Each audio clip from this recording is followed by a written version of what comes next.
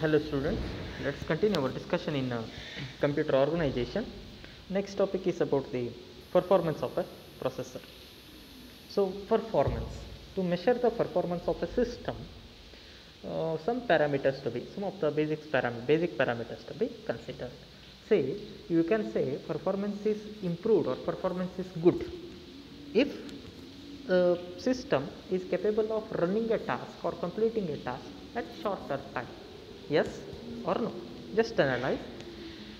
If a computer is able to execute the task or complete the task in lesser time, then you say the performance is good, isn't it? So, lot of parameters that affects on the performance of the system. To study about the performance, first we need to consider a temporary memory, that is cache. See, this cache memory which is associated with the processor. As you can see it in the diagram, the processor cache memory, that is figure 1.6 it is mentioned. So there is a bus. Just recall what is bus. Bus is, to watch my previous videos, bus is what? Bus is a carrier which is used to transfer the data from one peripheral to another peripheral, or one end to other end of the system, right? There is a primary memory and a processor. They are connected through a common bus, single bus, right?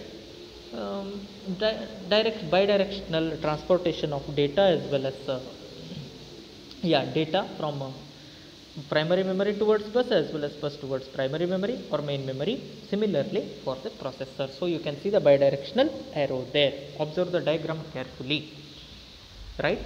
And there is a cache memory inside. A memory module mentioned here, memory unit is mentioned, that is cache memory, right, which I am highlighting. Hope it is visible. Please pause the video and note down the things. Okay. So what happens is, listen carefully. Whenever you are executing a program or a data, the data will be brought onto the primary memory normally. So processor will look into the primary memory and access the content from there. Primary memory or main memory, one and the same, don't get confused. So what is the travel time required? Travel time required, from processor you have to navigate towards where? Towards the main memory, isn't it? So whenever processor is executing the data, what it will do?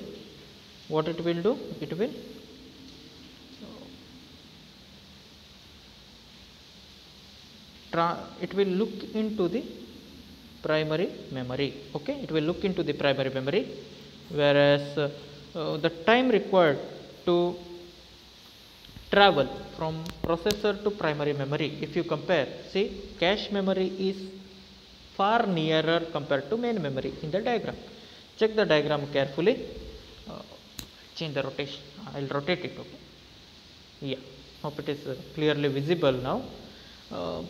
Cache memory is nearer physically compared to the primary memory to the processor. The distance between cache memory to processor is less compared to the distance between primary memory and or main memory and processor. That's it.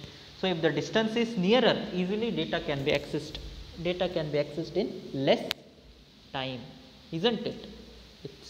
It is something like, say, you are sitting in a classroom. And you want an A4 sheet. As you are sitting in a classroom, 10 students are sitting there in the classroom, and you want an A4 sheet. Okay, you don't have the A4 sheet with you. What you will do?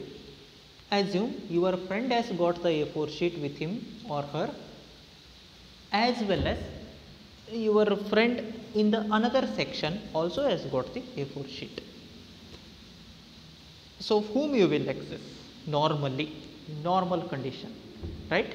If you are in a hurry, then obviously you will be accessing the data from, you will be getting the A4 sheet from your friend who is sitting, or who is sitting in the same class, not in the different section. Getting my point? Why? easily you can access, right? Easily you can take, instead of going to the another department or another classroom or another section and asking with your friend, what you could do, you can easily access the same, I mean you can easily get the same from your friend who is sitting in the same classroom. What about the time consumption? Obviously the time required to get the A4 sheet from your friend who is sitting in the same classroom is less compared to the time required to access the same who is sitting in the another classroom. Getting no? That is, yeah, as simple as that. Just correlate the scenario with the computer organization topics what we are discussing about. So whatever the recently executed data, since the size of the cache is less, so recently executed data or recently accessed data will be stored in a location called as cache memory. Please understand. Okay? Getting no? Right. So it is the tendency in a normal day-to-day scenario that whatever the data or item we are looking, we are recently accessing, will be used for some time in a near future.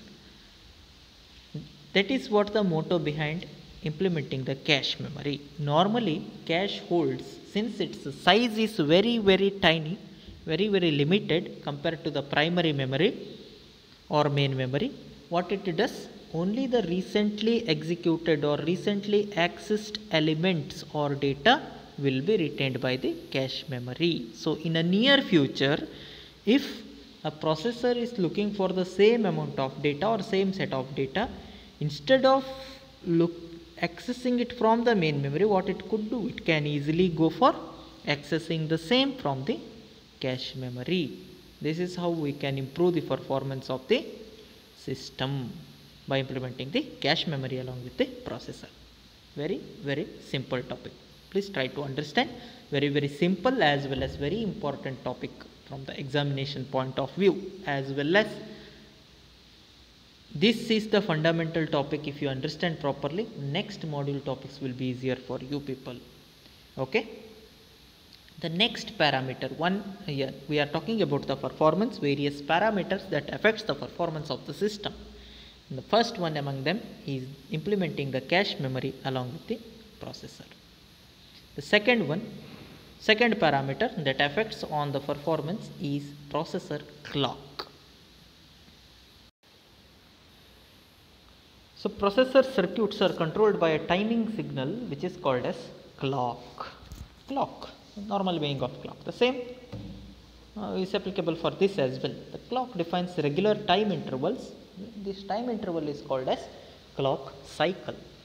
To execute a machine instruction, the processor divides the action to be performed into a sequence of basic steps such that each step can be completed in one clock cycle. Okay. This is what the normal scenario we are considering throughout this module. So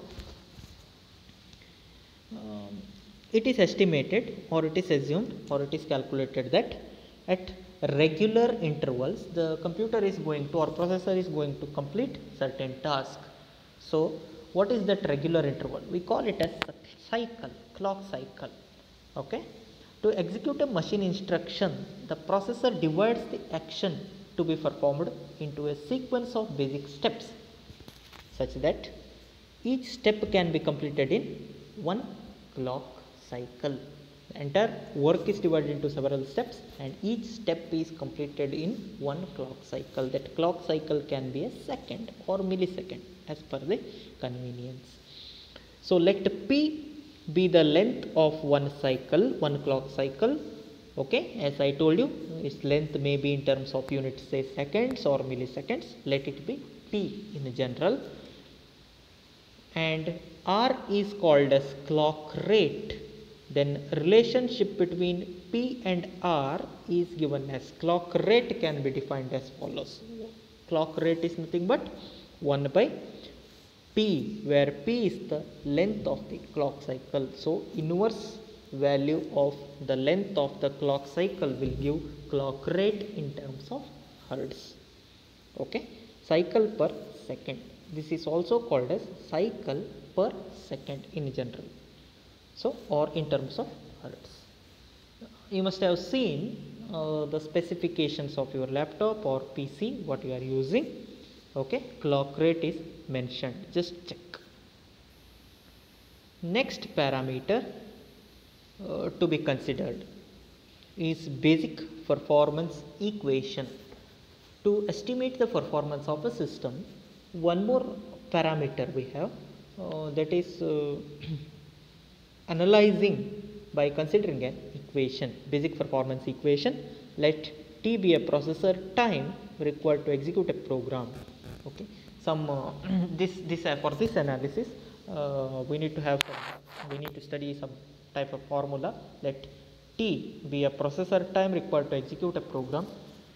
N is an actual number of instruction executions.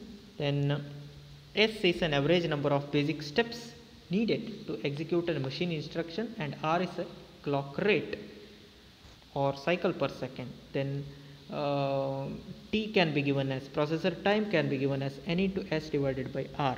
What is N into S? N into S, where N is the actual number of instruction, S is the average number of basic steps needed to execute one machine instruction, and R is the clock rate. Then we can estimate the processing time T, okay, program execution time or processing time T, as a product of N into S divided by R. This is what the basic performance equation is. Okay, please note down all these things.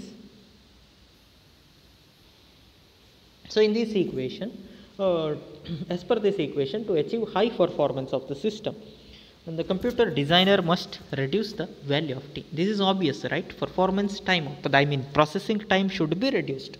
If processing time is reduced, then obviously we say performance is improved, right?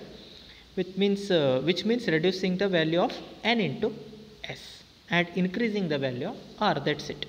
So the value of N is reduced if the source program is compiled into fewer machine instruction, where N stands for what? Number of steps required to execute an instruction, isn't it? That should be reduced. Then N is what? Number of instructions. S is what? Number of steps, right? It should be small. Number of steps also should be small. The value of S is reduced if instruction have smaller number of basic steps to perform, and clock rate can be increased.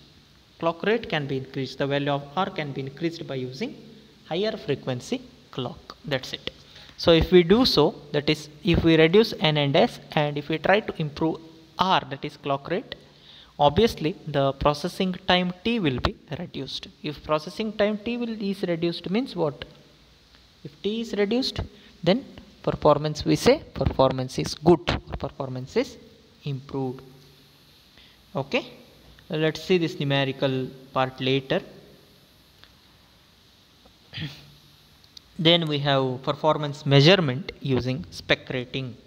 So spec, this is an organization, System Performance Evaluation Corporation, SPEC stands for.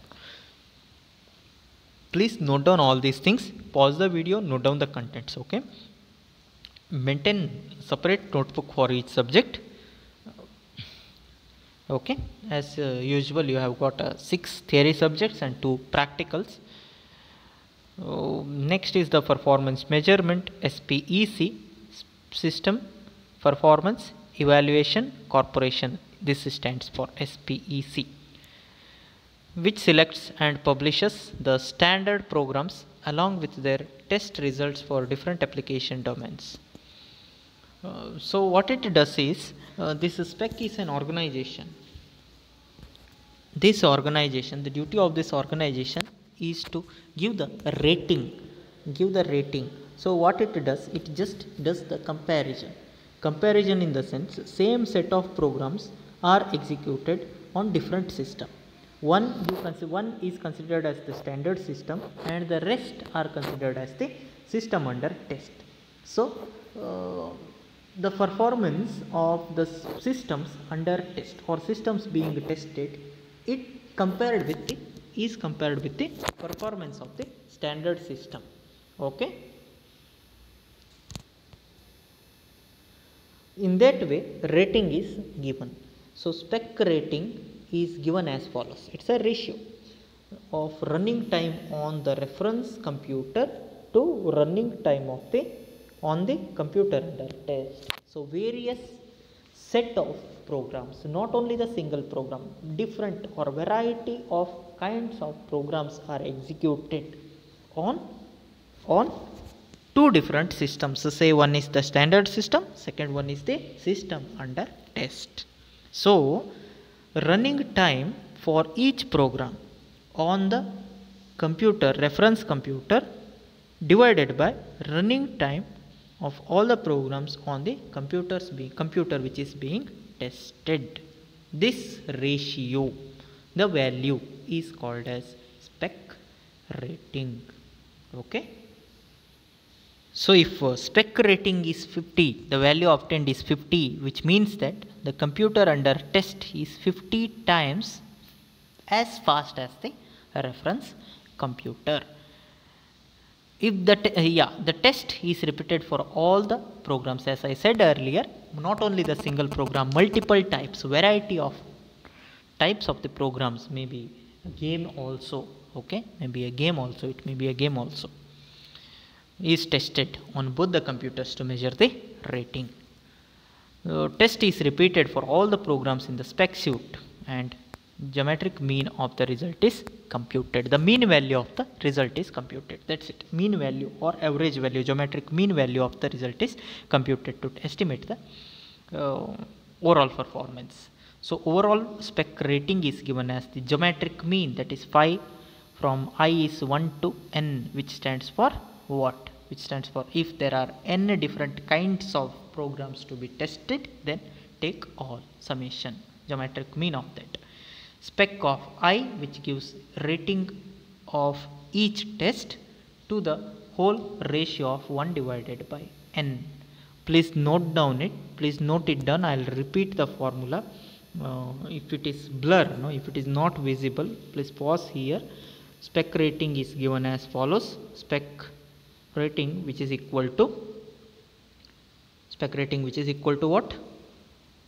Phi I from 1 to n.